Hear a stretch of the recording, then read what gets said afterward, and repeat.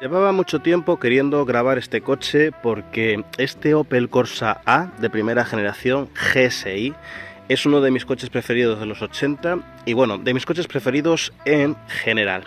Básicamente porque, como la mayoría de vosotros sabréis o podréis adivinar, este coche no se conduce, se pilota, es una máquina de sensaciones, es prácticamente uno de esos coches definitivos para quienes les gusta realmente conducir, tomar las decisiones y ser, digamos, pues pilotos por un día, pero en vía pública en la calle.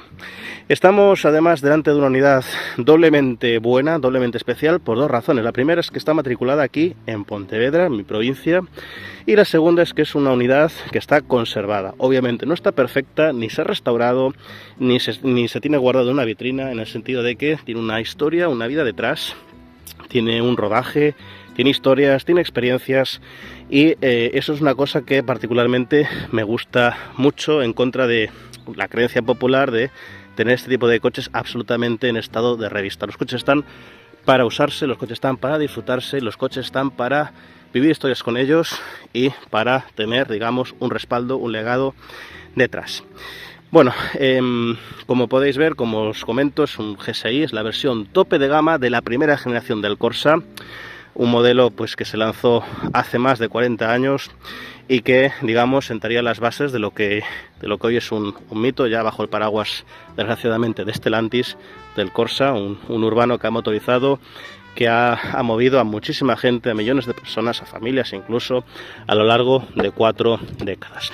Es un coche, como podéis ver, original, conservado, que no le falta nada, con su cuadro precioso, ahora lo veremos, con 6 relojes, con su salpicadero, estos maravillosos asientos con orejeras que aguantan bastante bien las sacudidas de las curvas, y los reposacabezas con el típico agujero tan característico de los 80, y con las plazas traseras pues como en un coche de hace 40 años, con un tapizado, por cierto, que me encanta. No obstante, como viene siendo habitual, y en este caso es mucho más que evidente, lo mejor lo encontramos debajo del capó. Pues sin ser un motor especialmente brillante y mucho menos innovador respecto a la competencia, tenemos un 1600 de 100 caballos que auguran unas prestaciones realmente interesantes, básicamente porque este pequeñín pesa muy poco. Y ya lo decía un célebre aficionado al automovilismo: quítame un kilo en vez de darme un caballo más. Y esto es una muy buena demostración de ello. Vamos a conocer un poquito más a nuestro protagonista. Si todavía no estás suscrito al canal, este es un buen momento para hacerlo, pues viene contenido muy interesante en camino. Bueno, la historia del Opel Corsa A, es decir, la primera generación, denominada así con esa letra, la primera del abecedario, se remonta al año 82.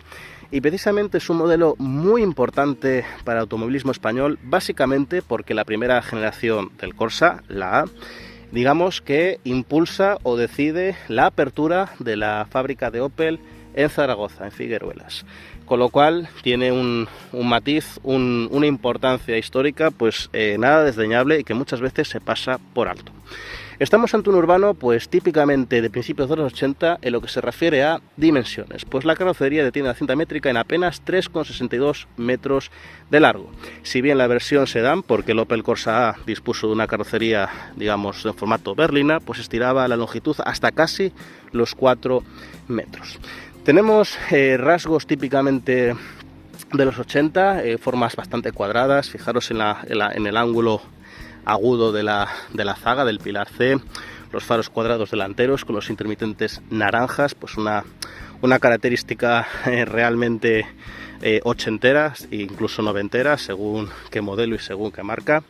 Y bueno, en definitiva, tenemos detalles como obviamente el emblema GSI, que es original, o fijaros el logo de Opel, que está, digamos, serigrafiado con algo de relieve, pero no es una pieza plástica en sí.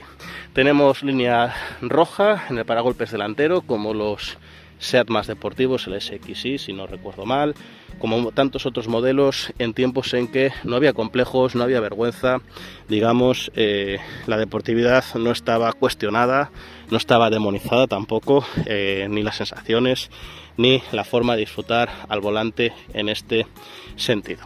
Tenemos unas llantas súper características, es de los rasgos estéticos exteriores que más me gustan. Llanta 14, como podéis ver, la típica llanta del GSI de 3 palos, con esa abertura, digamos, en el centro de cada palo. Y si os fijáis, detrás no montamos discos, sino que en este caso contamos con tambores. Como os comentaba, la primera generación del Corsa se lanza en 1982, mucho más tarde que el primer Polo y Fiesta, con un equilibrio general bastante bueno y sello español. En el 90 tendría lugar un profundo rediseño que actualiza tanto el exterior como el interior. Ya en 1993 llegaría la segunda entrega, que cambia los trazos rectos por un diseño mucho más redondeado. Comenzando el nuevo milenio se presenta el Corsa C, donde los motores diésel viven, como ocurrió con los rivales, un auténtico momento de esplendor.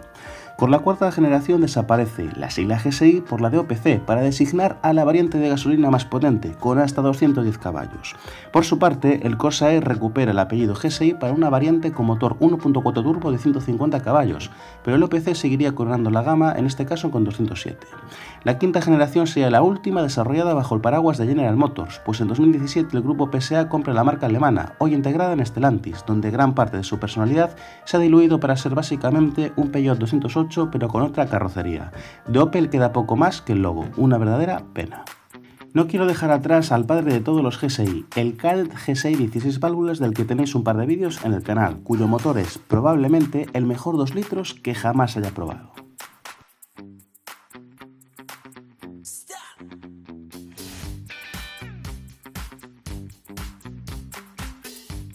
Adicionalmente, en el canal tenéis vídeo de este Corsa 1.0 City con el rediseño de 1990, en un estado original, pero también os animo a que echéis un vistazo a toda la legión de urbanos deportivos de vieja escuela como este Ford Fiesta XR2, con un sonido celestial.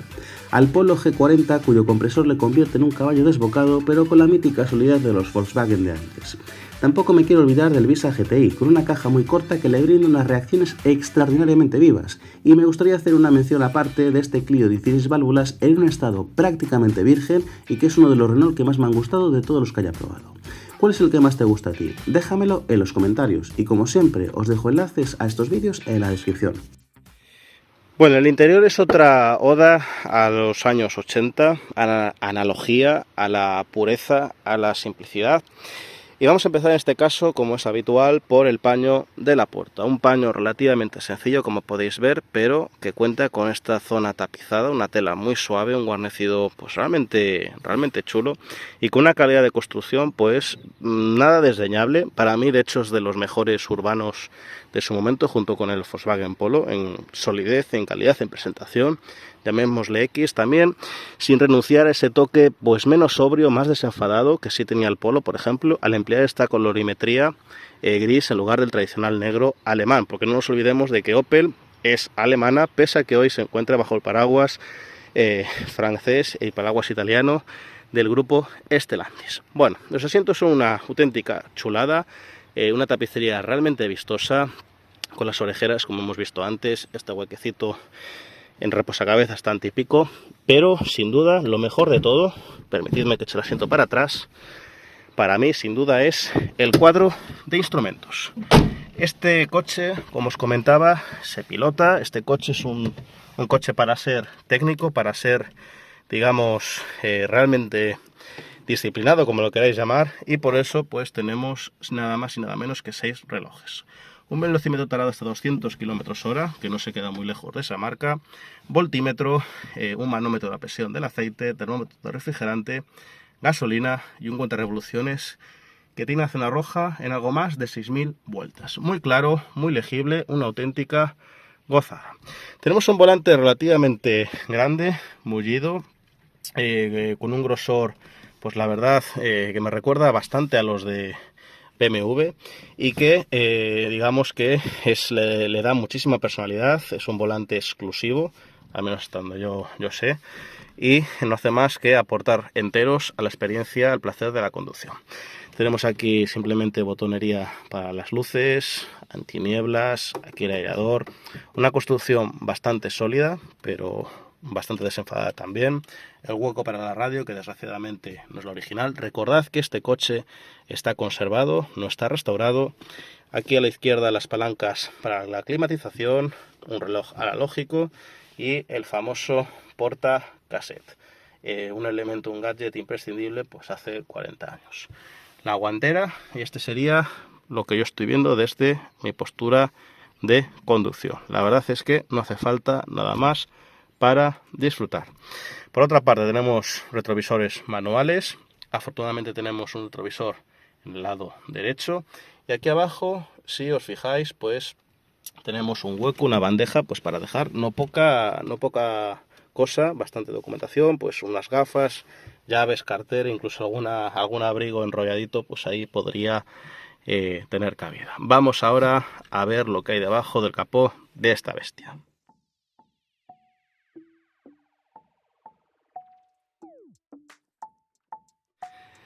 Bueno, como suele ser habitual en el 95% de los vídeos que os traigo al canal, lo más interesante pues se encuentra debajo del capó.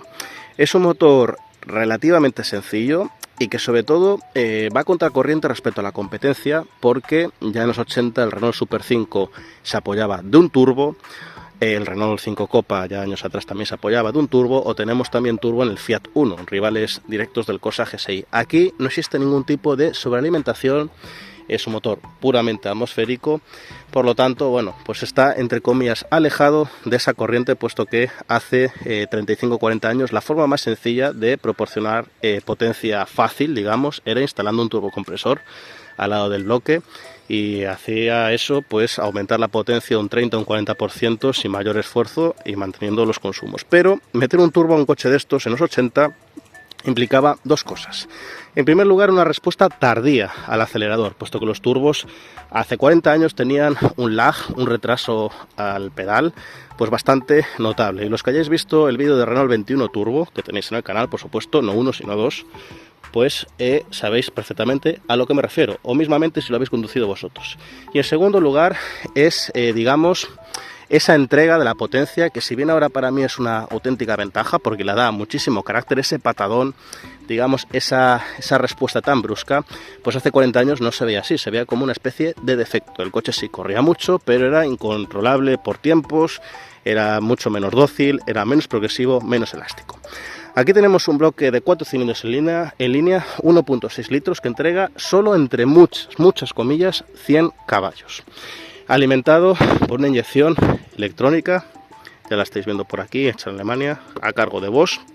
Ya tenemos aquí también la sigla EFI, Electronic Fuel Injection, que hace pues que este Corsa roce los 200 km/h, se quede en 195 aproximadamente y cubra el 0 a 100 en menos de 10 segundos. Pero esas cifras dan igual, porque como vamos a ver ahora de forma muy resumida, lo que importa en este coche son las sensaciones, la forma de entregar esa potencia, la forma de conducir, el paso por curva, esa livianez, esa, digamos, ligereza que se nota en cualquier inercia, en cualquier curva, en definitiva, a la hora de recorrer pues apenas una decena de metros. Como podéis ver también, obviamente es un motor transversal, tracción delantera. Tenemos el bloque situado por delante del eje delantero, una posición a priori desfavorable, pero como el peso del bloque es bastante reducido, porque es un motor, un propulsor pequeñito, pues bueno, tampoco es ni mucho menos una pega. Vamos ahora sí a ponernos tras los mandos. Con la ficha técnica delante no encontraremos ninguna característica especialmente innovadora, pues únicamente podríamos puntualizar la superación definitiva de la carburación por una inyección electrónica Bosch L3 Jetronic. Lamentablemente contamos con una culata de 2 válvulas por cilindro, aunque si contase con 16 pondría en bastantes aprietos a su hermano mayor, el Kadett GSI. Con todo, los 100 caballos y el escaso peso le permiten tener unas prestaciones más que correctas, que en absoluto desmerecen unas sensaciones puras y emocionantes detrás del volante, con un motor que sube con mucha alegría de vueltas y donde la respuesta al pie derecho es instantánea, a diferencia de sus rivales con turbo. Todo ello gestionado por una caja de 5 velocidades y un conjunto de frenos con discos delante y tambores detrás, suficientes.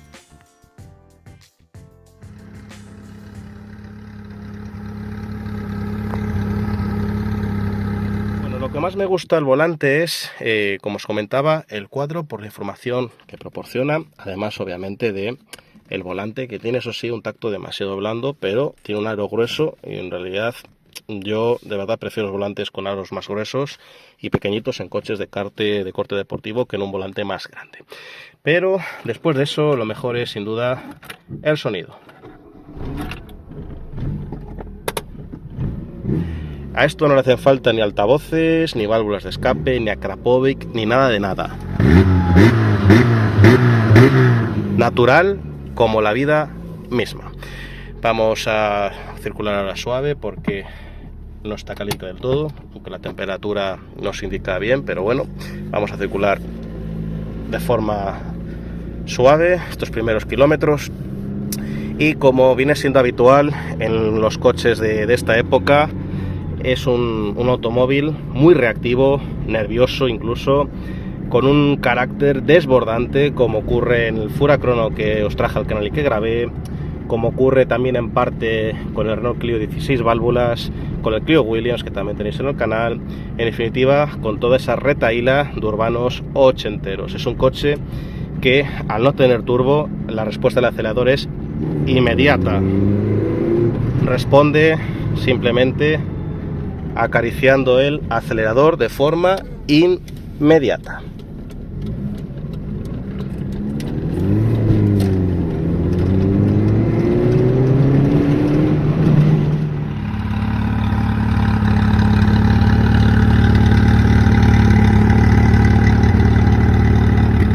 La verdad es que lo que nos estamos perdiendo con el tema de filtros de partículas, de downsizing, bueno, en definitiva del avance de la técnica a la hora de exprimir el sonido de un coche, porque este pequeño motorcillo 1600 de 100 caballos, sin ningún tipo de filtro, ni catalizador, ni nada de nada, suena como un superdeportivo de los de ahora, pero de forma natural.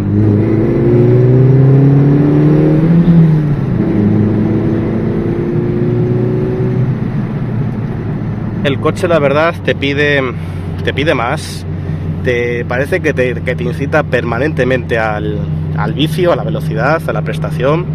Es honesta y sinceramente una sensación, una forma de conducir que nada tiene que ver pues con un deportivo, no digo ya actual, lógicamente, pero sino ya de hace 15, 20 años. El escaso peso del conjunto se nota muchísimo, pero muchísimo a la hora de trazar estas curvas, como podéis ver. Enseguida el coche notas que va contigo, que te acompaña.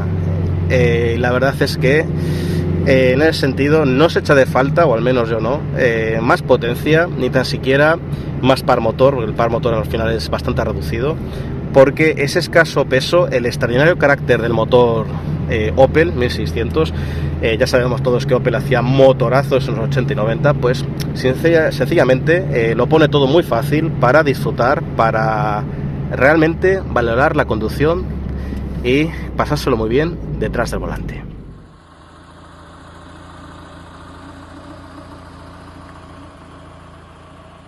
Bueno, en definitiva, este Opel Corsa GSI no me ha sorprendido lo más mínimo, porque sabía realmente lo que era capaz de ofrecerme un coche así en general y un Opel GSI de los 80, de los 90 en particular.